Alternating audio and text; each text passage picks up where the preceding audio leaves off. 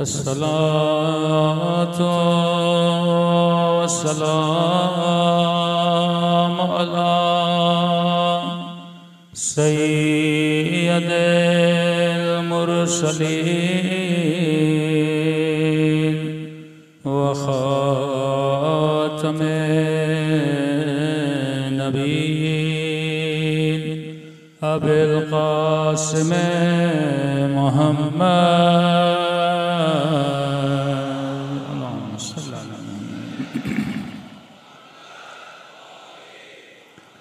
व अला आलिहि तय्यबीन ताहिरीन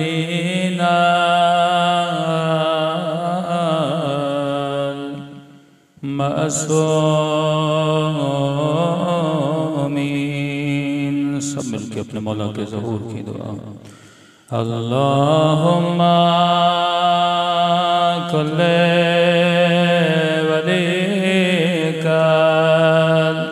हुज्जत इब्ने हसन सलवातुका अलैहि व अला फी हादिहि साअ व फी कुल्ली वलियान व हाफ़िज़ा व क़ाइदन व नासिरा व दलीलन व ऐना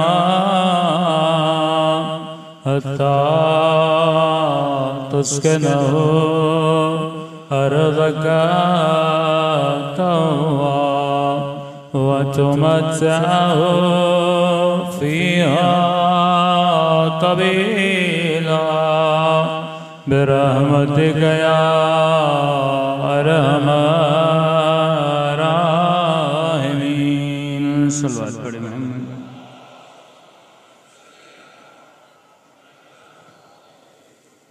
बारह दीगर सल्लल्लाहु अलैहि मुहम्मद व आला मुहम्मद।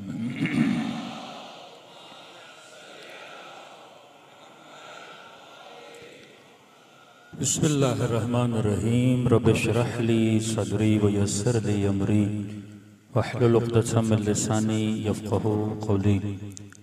अम्मा बअद फ़क़द क़ाल सुब्हानहू व तआला फ़ी मुहकमे किताबिहि हल अदुल्लुकुम अला तिजारतिन तुंजीकुम मिन अज़ाबिन अलीम तुअमिनून बिल्लाहि व रसूलिहि व तुजाहिदून फ़ी सबीलिल्लाह बिअम्वालिकुम व अनफुसिकुम ज़ालिकुम खैरुन लकुम इन कुंतुम तअलमून। सल्लल्लाहु अलैहि मुहम्मद व आले मुहम्मद।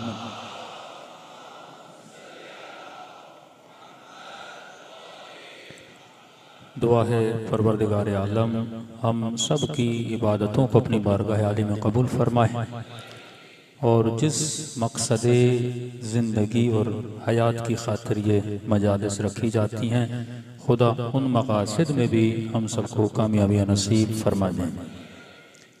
मुसलसल तहज़ीब इंसान के उन्वान से गुफ्तगू आपकी खिदमत में हो रही है कि जब तक इंसान अपनी तहज़ीब न करे, ख़ुद को मुहज़्ज़िब न बनाए, तालीम और तरबियत ये इंसान के लिए है, हैवान के लिए नहीं है। हैवान के लिए कोई क़ैद व बंद नहीं है। बाज़ औक़ात आपने देखा होगा कि बाज़ बकरियां हैं या बाज़ भैंसें हैं, आप जितना चारा देते जाएंगे वो खाती जाती हैं। बाज़ खा खा के उनका पेट फट जाता है क्योंकि हैवान के पास क़ैद व बंद नहीं है। लेकिन इंसान वो होता है जो हुदूद इलाही में चलता है। यानी अगर किसी इंसान का उसकी शहवत पे कंट्रोल नहीं है, उसके हिर्स पे कंट्रोल नहीं है, तो वो हुदूद इंसानी से निकल के हुदूद हैवानी में दाखिल हो जाता है। शान इंसान ये था कि इंसान लामहदूद तरबियत पाने की सलाहियत रखता है।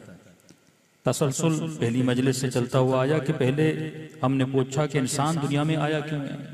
मकसद दुनिया में आने का इबादत, इबादत का मतलब अल्लाह की मारिफत। फिर मासूम ने फरमाया मारिफत कहाँ से मिलेगी? जिसने अपने नफ्स को पहचाना उसने खुदा को पहचाना। फिर सवाल हुआ अगर यहीं से मारिफत होनी है तो इंसान की तारीफ क्या है? तो हमने बताया इंसान कमालात नबाती, कमालात जमादी, कमालात हैवानी रखता है, लेकिन इसके अंदर एक चीज है जो इन सब के पास नहीं है, वो ये है कि इंसान तरबियत पाने की सलाहियत रखता है। दूसरा, इंसान हमेशा तालिबे कमाल रहता है। जहां इसे कमाल नजर आ जाए ये उसके पीछे दौड़ता है। कंफ्यूजन यहां होता है कि ये जिस शैतान या नफ्स जिस चीज को कमाल दिखाता है इसे, वो हकीकत में कमाल होता नहीं है। अब मुझे कैसे पता चले कि मैं जिस चीज का आशिक हूं वो कमाल है कि नहीं है? तो मासू फरमाते ये देखो वो फना पजीर है कि नहीं है। अगर उसे फना आ रही है वो कमाल नहीं हो सकता। दुनिया की कोई ऐसी चीज नहीं जो हमेशा बाकी रहे। ये जिस्म जिससे हम मोहब्बत करते हैं, आज 30 का, कल 35 का, फिर 40 का, आखिर में पोसीदा होता जाता है। तो जिस्म पोसीदा होकर बताता है कि मैं साहिबे कमाल नहीं हूं। घर में सेब लेकर आओगे, एक हफ्ते में कीड़े पड़ जाएंगे। आम लेकर आओगे, 4 दिन के बाद काला हो जाएगा। ये इस दुनिया की हकीकत है। जो भी चीज लेकर आओगे बाय टाइम वो क्या हो जाती है? फरसूदा हो जाती है। इसीलिए बेहतरीन चीजें खाते हो, लेकिन खुदा बदबूदार तरीन वज़इयत में बना के उनको बाहर खारिज करता है। क्यों? अल्लाह चाहता तो कुछ और भी करता, लेकिन वो तुझे बताता है ये जो आज हसीन है इसकी इंतहा बदबू है। आगे नराकी फरमाते हैं दुनिया की कोई ऐसी लज्जत नहीं जिसकी इंतहा निजासत न हो। खाना खाओ इंतहा निजासत, पानी पियो इंतहा निजासत, लज्जत निका इंतहा निजासत का। फिर तो अजीब आदमी है, ऐसी लज्जतों का आशिक क्यों बनता है जिनकी इंतहा निजासत है? उस चीज के आशिक बनो जिसकी इब्तदा भी नूर है, इंतहा भी नूर है। ये इंसान अगर साहिब अक्ल हो तो चीजों को दर्क कर सकता है, समझ सकता है। अब सवाल यह कि मैं अपनी तरबियत कितनी करता हूं। पहले मुझे यह समझना चाहिए ये जो मशीन खुदा ने मुझे दी है, दुनिया की सबसे कॉम्प्लिकेटेड तरीन मशीन अगर है इंसान है। आप कंप्यूटर समझ सकते हो, आप गाड़ी सीख लोगे चलाना, कैमरा सीख लोगे चलाना, साइकिल सीख लोगे चलाना, लेकिन जिस मशीन पे आज तक रिसर्च हो रही है वो किसकी मशीन है? इंसान की मशीन है। सिर्फ आंख पर लोग पीएचडी कर देते हैं। यानी अभी तक सिर्फ निजाम आंख को समझने के लिए दुनिया आज तक रिसर्च कर रही है। 1,60,000 सेल हैं तुम्हारे वजूद में। एक बहुत बड़ी कायनात है तुम्हारे वजूद में। अब सवाल यह है कि इस मशीन को कैसे चलाना है ये मुझे कौन बताएगा? इस मशीन को कैसे हैंडल करना है ये मुझे कौन सिखाएगा? किसी जवान को गाड़ी सीखनी है चला जाएगा, काफी सेंटर हैं जो आपको गाड़ी सिखाना। किसी को प्रोग्रामिंग सीखनी है वो चला जाएगा किसी आईटी सेंटर में प्रोग्रामिंग सीख। किसी को लैंग्वेज सीखनी है चला जाएगा लैंग्वेज। किसी को डॉक्टर बनना है भाई ये लम्स यूनिवर्सिटी है या फला यूनिवर्सिटी है वहां चले जाओ डॉक्टरी सीख जाएगा। MBA, BCom, MCom जितने भी दुनिया के सब्जेक्ट हैं आपके लिए कोई ना कोई यूनिवर्सिटी है। लेकिन है कोई दुनिया में ऐसी यूनिवर्सिटी जो मुझे ये बताए इस इंसान की मशीन को कैसे चलाया जाता है? ये मुझे कौन बताएगा? जो इसका क्रिएटर है, जो इसका खालिक है, जो इसकी बारीक बीनियों को जानता है, जो दुनिया के पूरे सिस्टम को जानता है। डॉक्टर्स 25-25 साल पढ़ने के बाद भी ऑपरेशन करते वक्त गलतियां कर देते हैं। जनाब गया सीधा दांत निकालने, उसने उल्टा निकाल दिया। कई डॉक्टरों ने ऑपरेशन करते अंदर कैंची छोड़ दी। कितनी ऑपरेशन में गलतियां करते हैं कि हमें समझ नहीं आई, हमने मिस्टेक कर ली। यानी जिस्म का ऑपरेशन करते वक्त भी 25 साल पढ़ने के बाद भी डॉक्टर गलती कर लेता है। तो ये तो सिर्फ जिस्म नहीं है, जिस्म और रूह का मजमुआ है। कौन मुझे समझाएगा कि इस बदन को किस तरह यूज करना है, रूह को किस तरह हैंडल करना है। अब मौला अली निशानी बताते हैं, अहले बैत फरमाते हैं बाईमान शख्स की निशानी यह है कि बाईमान बंदा हमेशा खुश रहता है। अगर मैं दिन में 5 वक्त की नमाज पढ़ रहा हूं और उस नमाज पढ़ने के बाद भी डिप्रेशन और परेशानी का शिकार हूं, इसका मतलब इस नमाज ने मुझे कुछ भी नहीं दिया। कहा मोमिन असल की तरह, फारसी में कहते हैं कंद की तरह, उर्दू में बोले चलो गुड़ की तरह मीठा होता है। मोमिन शहद की तरह मीठा होता है। मतलब ये अंदर से खुश होगा तो अगले को खुशी देगा ना, खुद रिलैक्स होगा तो अगले को रिलैक्स कर पाएगा ना। दूसरा फर्म मोमिन कभी जूद रंज नहीं होता, मतलब बहुत जल्दी गुस्से में नहीं आता, बात बात पे नाराज नहीं होता, बात बात पे चिढ़ता नहीं है। ये निशानियां हैं अदम ईमान की, ये निशानियां हैं कि तुम्हारी रूह तुझसे राजी नहीं है, कि तुझे बहुत छोटी बात पे बहुत जल्दी गुस्सा आ जाता है, छोटी छोटी खुशियां मिलती हैं और बहुत जल्दी तू नाराज हो जाता है। का नहीं, मोमिन हमेशा सुकून में होता है। ये कैसे मुमकिन है कोई दिन में 5 वक्त अपने आशिक से मिले फिर भी उसे सुकून न मिले?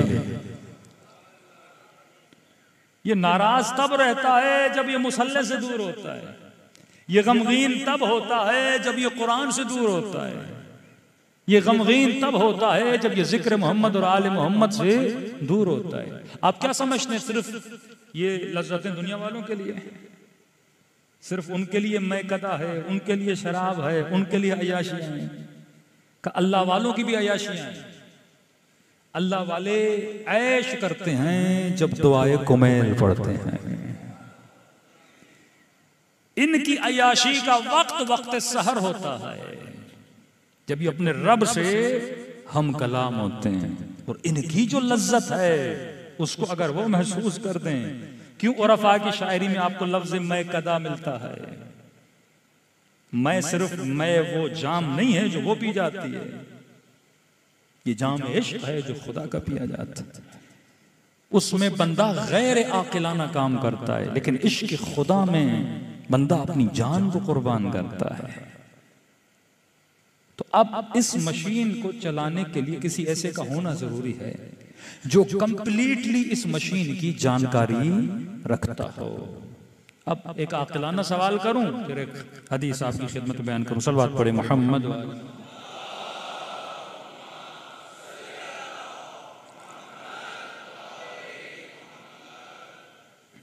आज तक हुआ है कि कोई जवान हो जिसके सर पे बाल ना हो, गंजा हो बेचारा, और कहे कि मौलाना साहब मुझे बाल लगवाने हैं, कोई डॉक्टर बताइए।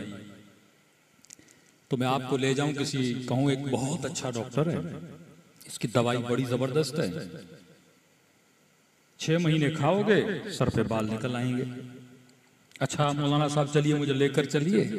मैं आपको ले गया और जैसे डॉक्टर के पास पहुंचे आपने देखा कि डॉक्टर खुद गंजा है। आपने कहा मौलाना साहब इतनी बाअसर दवा है तो इसके बाल कहां गए? ये आपको किसने? मैंने बताया। अंदर से आवाज आई ना, जो अपना इलाज नहीं कर सकता वो मेरा इलाज कैसे करेगा? ये सवाल है। आपकी कमर में दर्द हुआ, कहा मौलाना साहब कमर में बड़ा दर्द है, लेकर चलिए। वो कोई आपको लेकर गया और जैसे उस हड्डियों के डॉक्टर के पास पहुंचे, वो खुद कमर पे पट्टा बांध के कुर्सी पे बैठा हुआ है, उठा नहीं जा रहा उससे। तो आपने कहा जो अपनी कमर न बना सके वो मेरी कमर क्या बनाएगा? ये उसूल कुल्ली है। किसी को कहा चले आपकी आंखें बनाते हैं, बड़ा हकीम है, ऐसी दवा देता है कि ऐनक वैनक चश्मा वश्मा सब खत्म, पहले दिन की तरह आपकी आंखें काम करेंगे। जैसे आप पहुंचे और डॉक्टर ने कोई 10 नंबर का चश्मा लगाया हुआ है। तो कभी ऐसे डॉक्टर को दिखाओगे जिसने अपना इलाज नहीं किया? कभी ऐसे हकीम के पास जाओगे, ऐसे सन्यासी के पास जाओगे जो अपना इलाज न कर सके, वो तेरा इलाज कैसे करेगा? तो जब तू जिस्म के लिए किसी ऐसे डॉक्टर को तलाश करता है जिसने पहले अपना इलाज किया हो, तो जिस्मों के डॉक्टर तो दुनिया में बहुत मिल जाएंगे, लेकिन सवाल यह है जब मेरी रूह बीमार हो जाए तो मैं रूह की बीमारी के लिए किस डॉक्टर को तलाश करूंगा। अब जिस्म की बीमारी है, बंदे को शुगर हो जाए, ब्लड प्रेशर हो जाए, बीपी का हाई होना, बीपी का लो होना, अटैक का होना, ये सारी बीमारियां किसकी हैं? जिस्म की बीमारी है। रूह की बीमारी क्या है? झूठ बोलना, शिर्क करना, यतीमों का माल खाना, गीबत करना, बुत परस्ती करना, शराब का पीना, जिना का करना, ये सारी बीमारियां किसकी हैं? जिस्म की हैं। तो रूह की बीमारियां हैं। अब अगर मुझे रूह का कोई डॉक्टर ढूंढना है तो कोई ऐसा डॉक्टर ढूंढना होगा जिसने जिंदगी में कभी बुत परस्ती न की हो।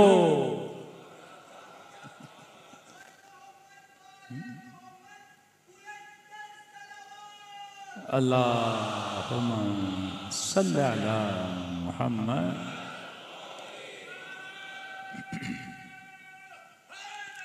याद अब कोई मुझे बोले कि अमीर शाम को डॉक्टर बना दो अपनी रूह का, जरा तू होश के नाखून तो ले। रूह की बीमारियां क्या हैं?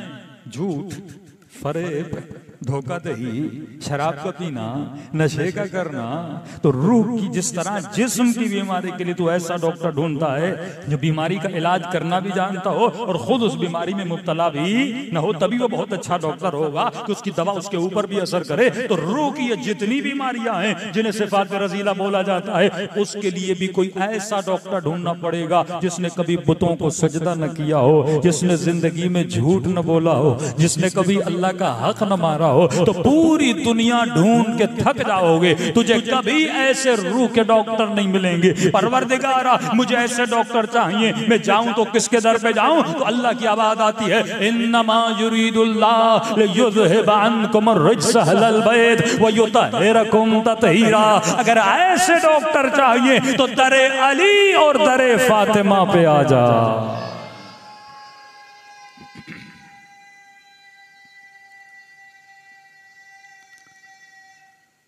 हैदरी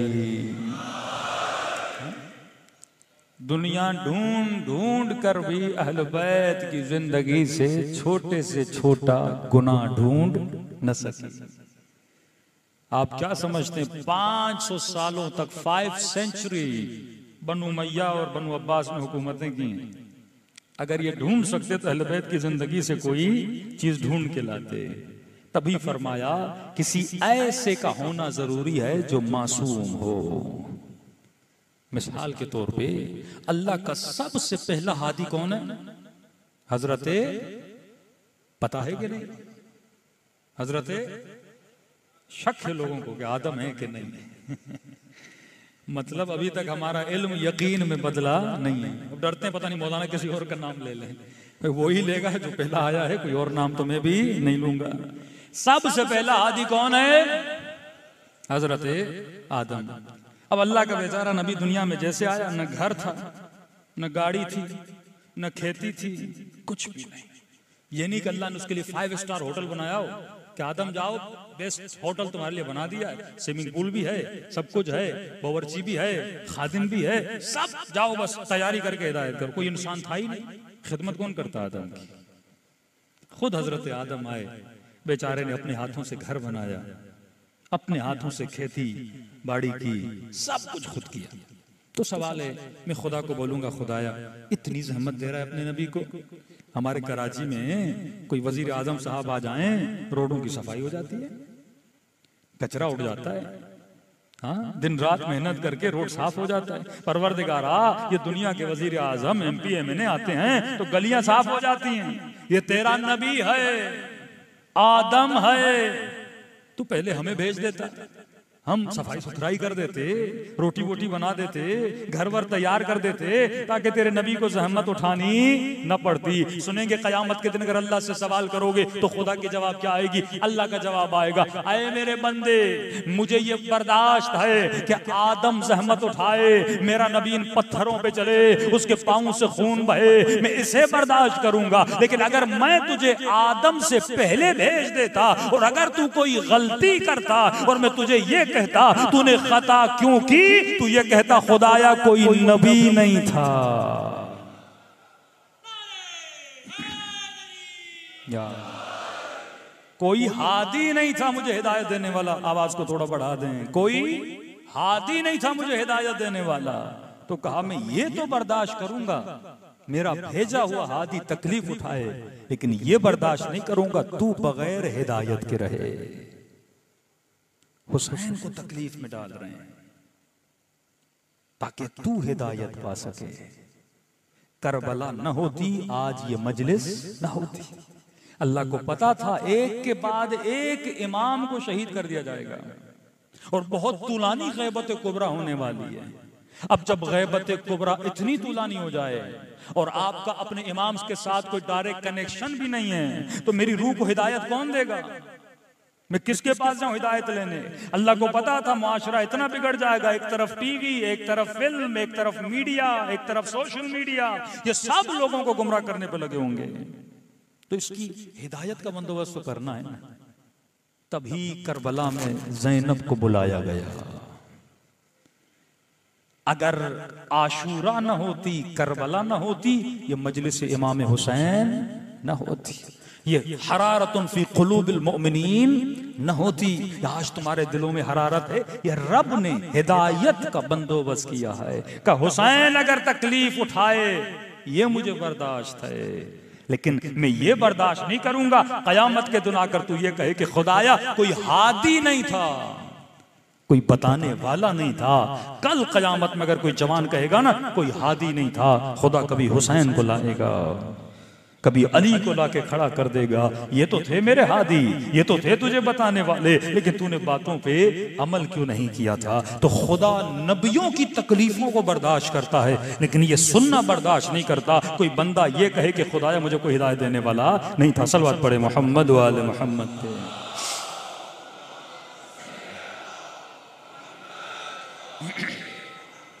तो नतीजतन हम यहां तक पहुंचे कि हमारे रूह को वो ही हिदायत दे सकता है जो इस रूह का इल्म रखता हो, और कोई नहीं दे सकता। कोई मेडिटेशन करने वाला, कोई मोटिवेटर स्पीकर हो, वो नहीं जानता, क्योंकि वो खुद अपनी रूह को नहीं पहचानता, वो खुद अपने पावर्स को नहीं जानता।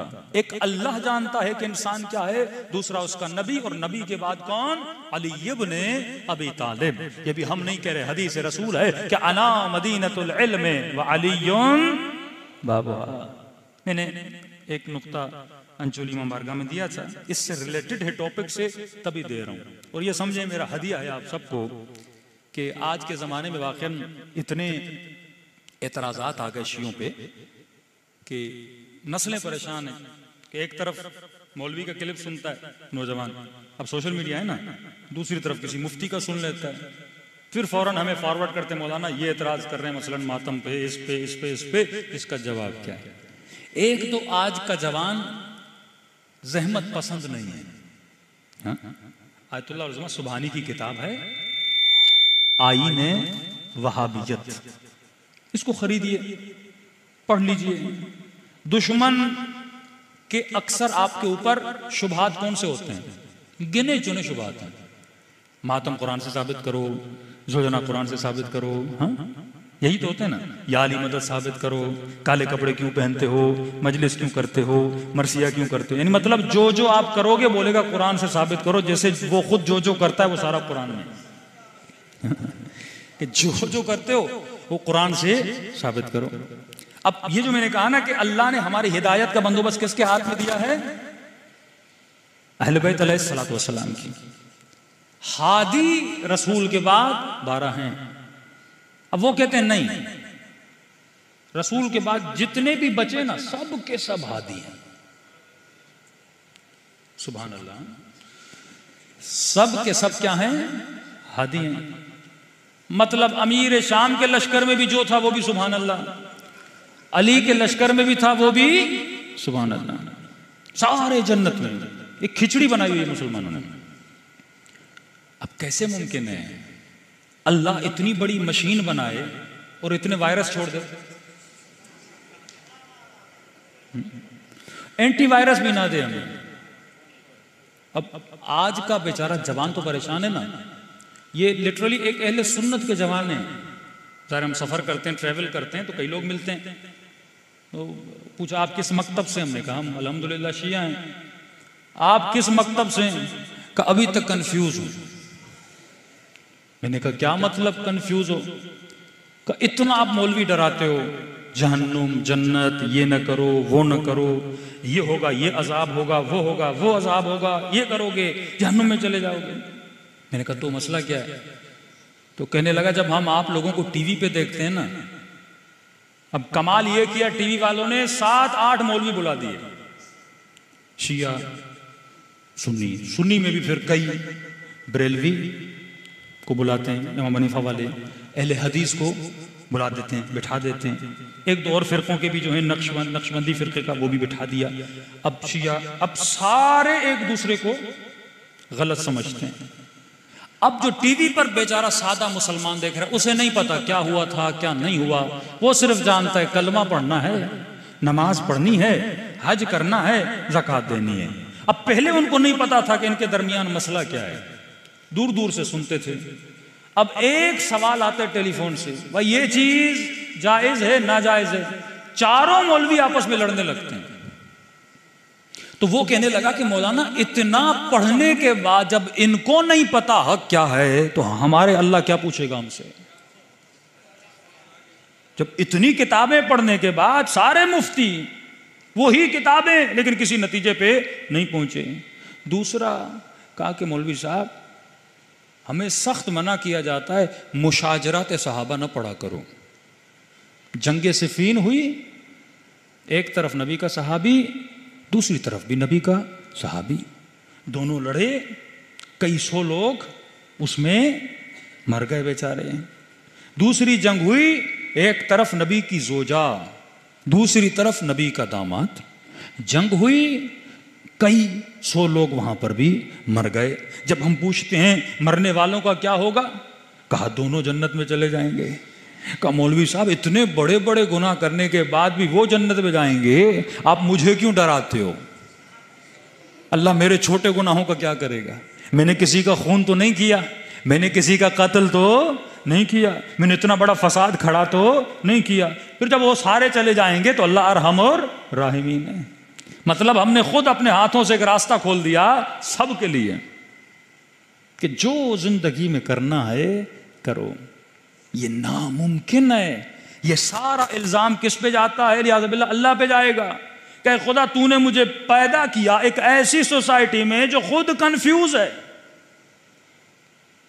और ये कैसा दीन तू मुझे देकर गया है कि जो किताब उठाओ, जिस मौलवी के पास जाओ, जिस आलिम के पास जाओ, इसने उस पे फतवा दिया, उसने उस पे फतवा दिया। शियों को यहूदियों ने मारा क्या? मुसलमानों ने मारा। मुस्लिम मुस्लिम का कत्ल करता है।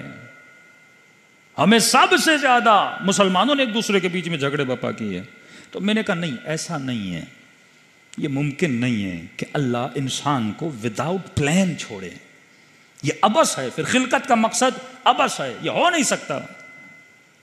तो मौलाना साहब क्या करें? मैंने कहा कौन सी किताब है जिस पर 100% हर मुसलमान का ईमान है?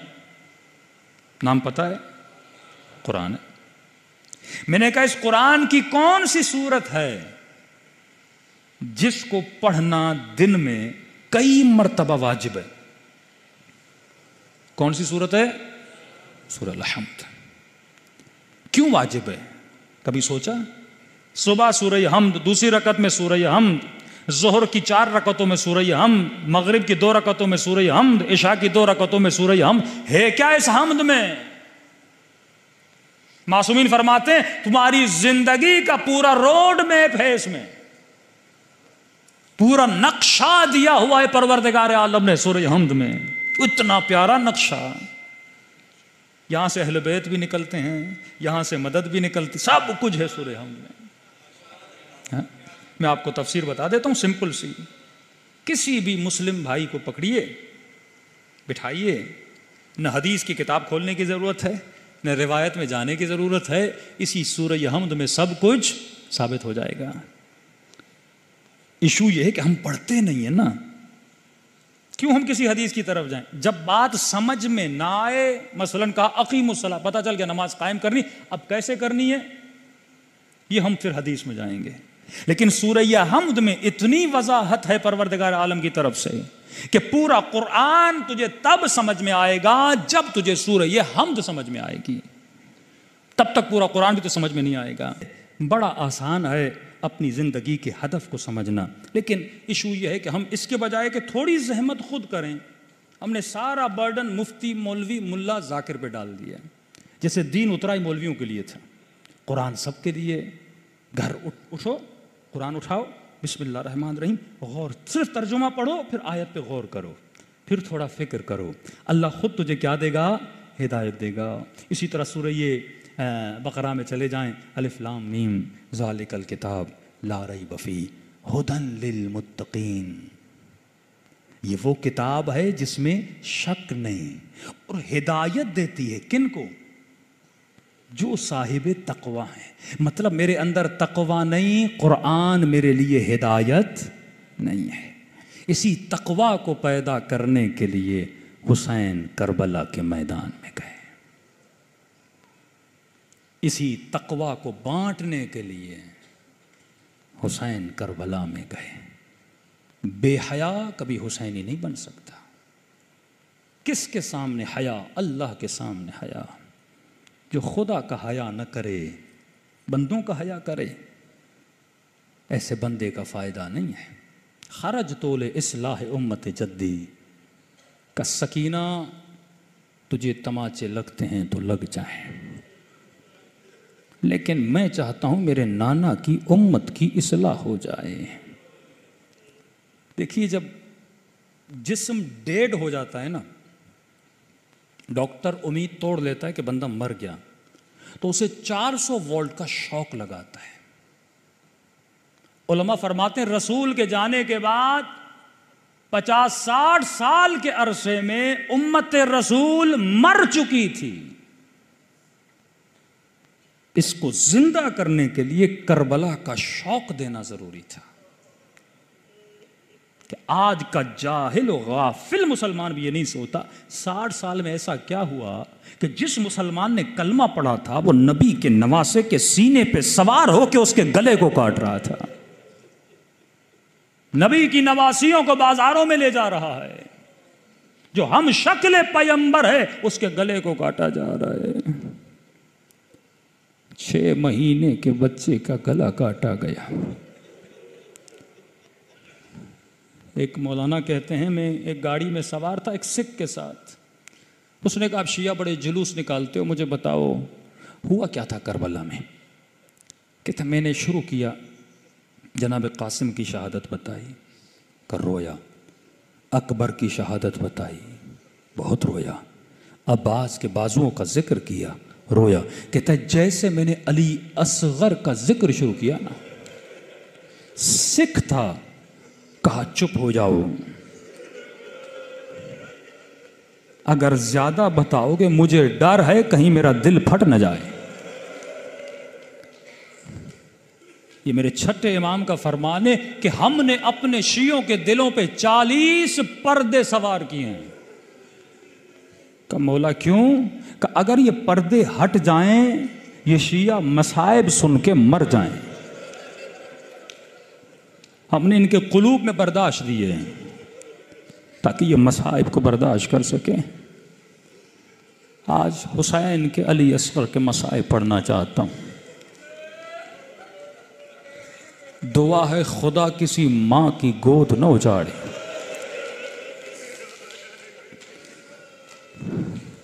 जो साहिब औलाद हैं, 2 अहल बैत की नसीहतें हैं कि जिनकी 4-5 साल बच्चियां हैं ना, वो कभी अपनी बेटियों को तमाचे न मारा करें। बिलअखस फरमाया जिन बेटियों का नाम सकीना और फातिमा है। दूसरी उलमा फरमाते इन दिनों में जिनके बच्चे 6 महीने के हैं, 8 महीने के हैं, घर जब जाओ तो अपने बच्चे के गले को बोसा दिया करो।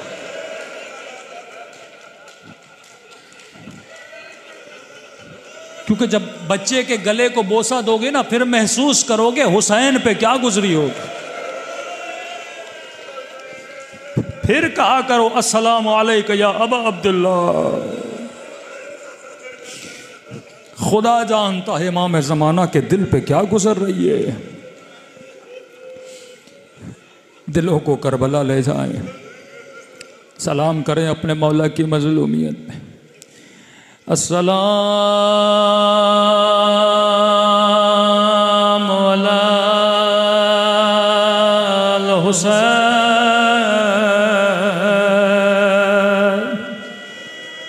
व अला अली इब्नुल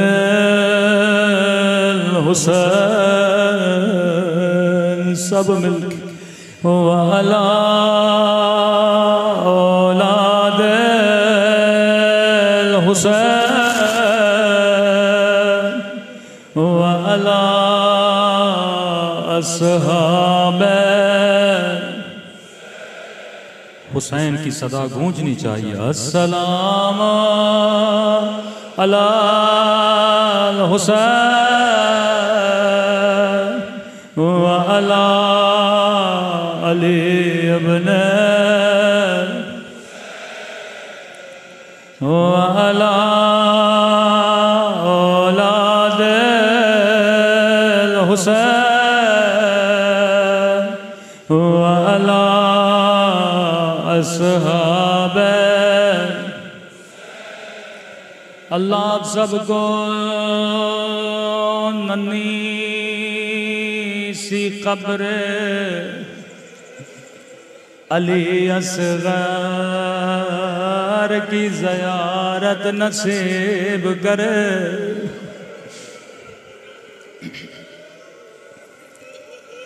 मैंने ये जुमला कहा आप सब ने सुना। एक ज़ाहिर करबला गया, हर कब्र की ज़ियारत के हर ज़ाहिर से पूछने लगा मुझे बता अली असग़र के कब्र कहाँ है।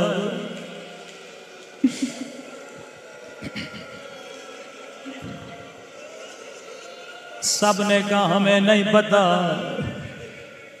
आयतुल्लाह कश्मीरी के पास गया, कहने लगा क़िबला मैंने सुना है हुसैन ने खैमों के पीछे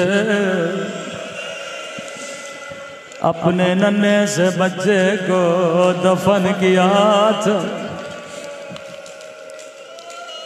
लेकिन मुझे कोई नहीं बताता अली असग़र की कब्र कहाँ है।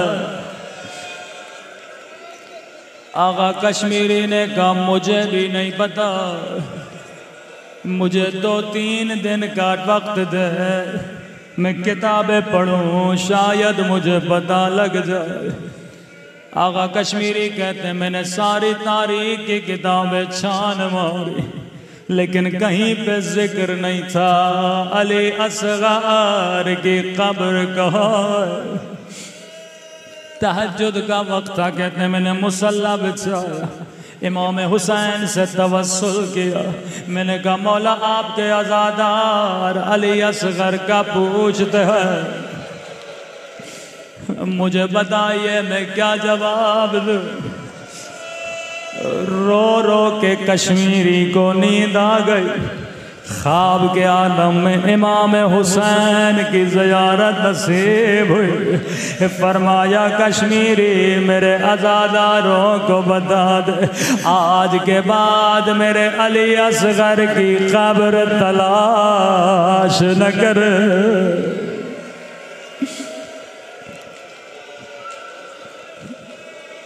मौला क्यों, क्या आपके बच्चे की कब्र नहीं है? कहा मेरे आज़ादारों को बता दो, जिसने अली असग़र की ज़ियारत करनी है वो हुसैन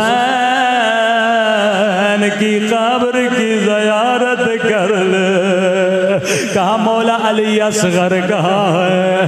कहा सज्जाद ने मेरे असग़र को मेरे सीने पे सुलाया था।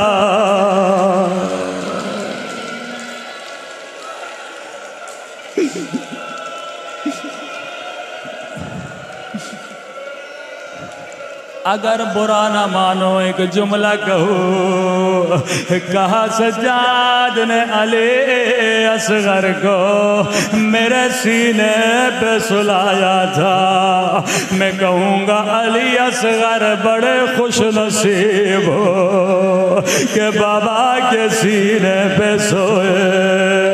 एक नन्ही सी बच्ची थी जो बाबा के सीने पे ओ सोने की आदि थे। वो जिंदान शाम में बाबा बाबा करके मर गए।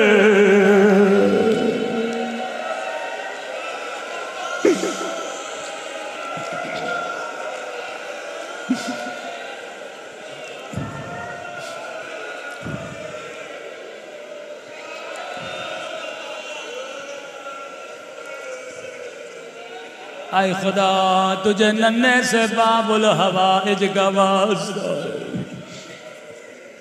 हुसैन ने आवाज बुलंद की, हल में नासिर यंसुरना, है कोई मुझ गरीब की मदद करने वाला, है कोई मुझ प्यासे की मदद करने वाला। अकबर जिंदा न रहे, कासिम जिंदा न रहे, अब्बास जिंदा न रहे। आवाज खैमे में झूले में एक बच्चे ने सुनी। बीबी रुबाब कहती है असगर ने तड़पना शुरू किया।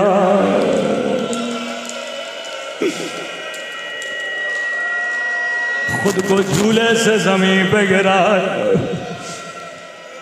रुबाब ने कहा मौला हुसैन मेरे बच्चे को चैन नहीं आता।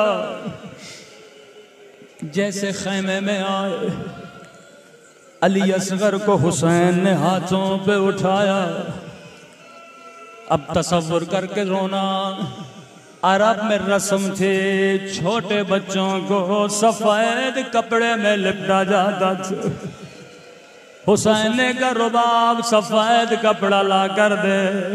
अपने हाथों से असगर को लिपटना शुरू किया। ऐसे लिपट रहे थे जैसे बच्चे को कफन पहना रहे हो।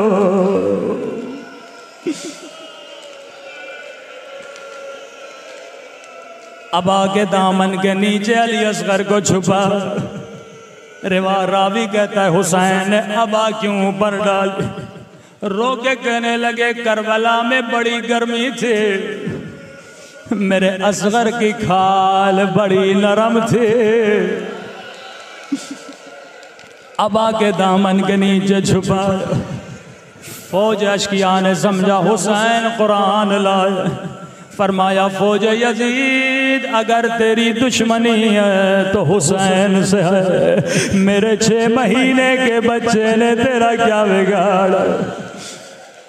एक मलूने का हुसैन प्यास तुझे लगी है, बहाना बच्चे का बना रहे हो।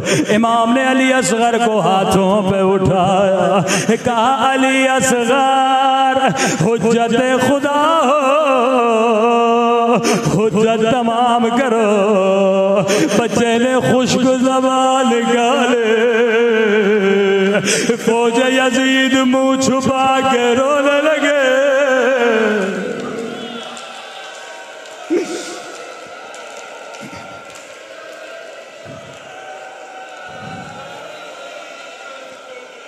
इब्ने साद ने कहा हुरमला इक़्ता कलाम अल हुसैन, हुसैन के कलाम को क़ता करो।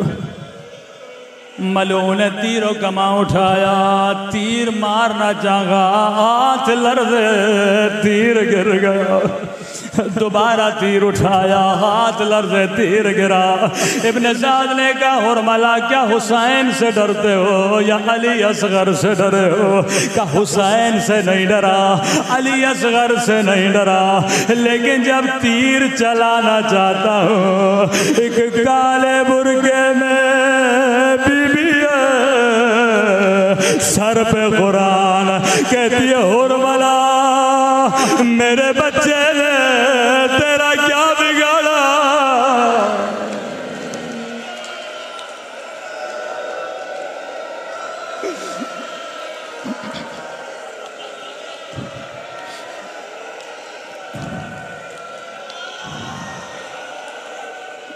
जुल्म हुआ जिसकी मिसाल तारीख में नहीं मिलती। मलू ने कहा हुरमला तेरी आंखों पे पट्टी बांधता हूं, तू निशाना ले। लई ने निशाना लिया, पट्टी बांधी।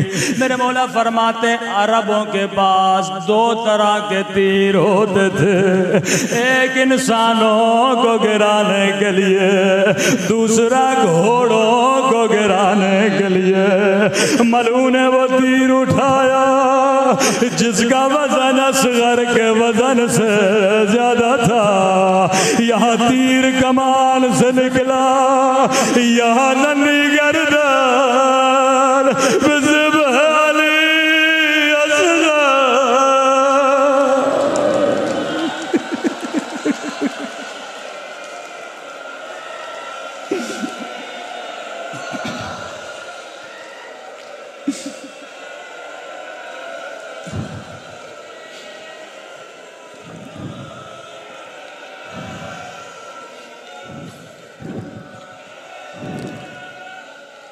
लश्कर यजीद का सिपाही कहता है मैंने क्या देखा, हुसैन ने खंजर निकाला जिस कपड़े में अली असगर लिपटा था, हुसैन ने कपड़ा फाड़ना शुरू किया।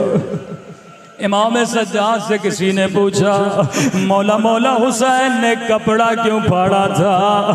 फरमाया बाबा ने कपड़ा फाड़ा ताकि बच्चे को तड़पने में आसानी हो। अली असगर के हाथ बंधे थे।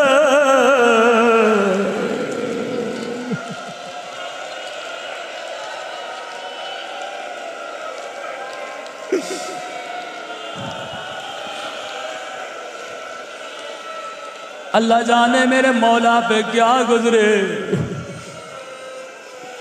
कई मर्तबा खेमे में जाने की कोशिश की, लेकिन बार बार ये सोच के रुक गए माँ बच्चे को कैसे देखेंगे।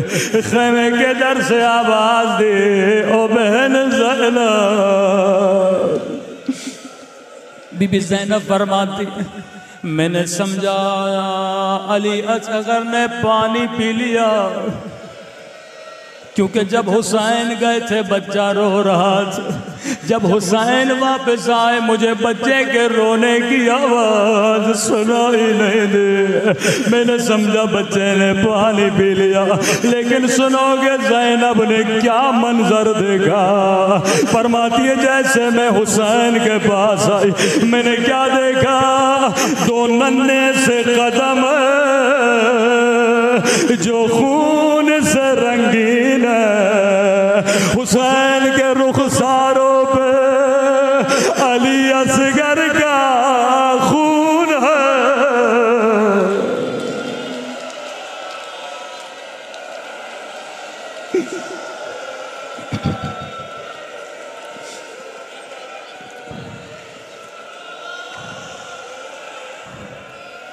कब बहन ज़ैनब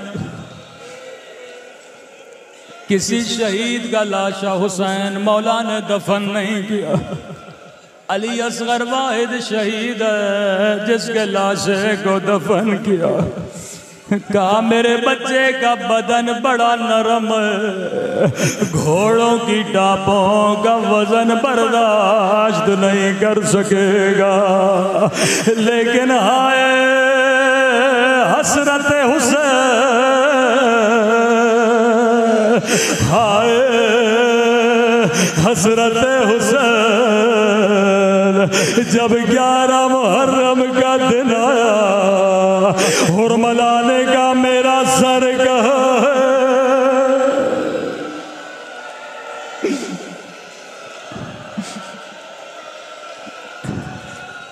बीबियों के पास रुबाब से पूछा बता हुसैन ने तेरे बच्चे को कहाँ दफन किया था? माँ बताए तो कैसे बताए, जब किसी बीबी ने नहीं बताया।